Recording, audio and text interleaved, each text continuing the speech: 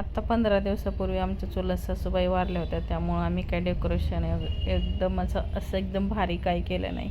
तर असे साधे सिंपल आमचे गणपती बाप्पा आम्ही बसवले होते त्या दिवशी. तर हा गणपती बाप्पा बसवले त्या दिवशीचाच हा व्हिडिओ आहे. तर तुम्हाला मी मागच्या व्हिडिओमध्ये सांगितलं आमच्या आहोंसोबत काय घटना घडली, तर मी तुमच्याशी ती शेअर केली होती. ज्यांनी कोणी तो व्हिडिओ बघितला नसेल तर याच्या अगोदरचा व्हिडिओ तोच आहे, तुम्ही जाऊन नक्की बघा. तर इथं माझ्या मुलाच्या मंडळातला गणपती आला होता.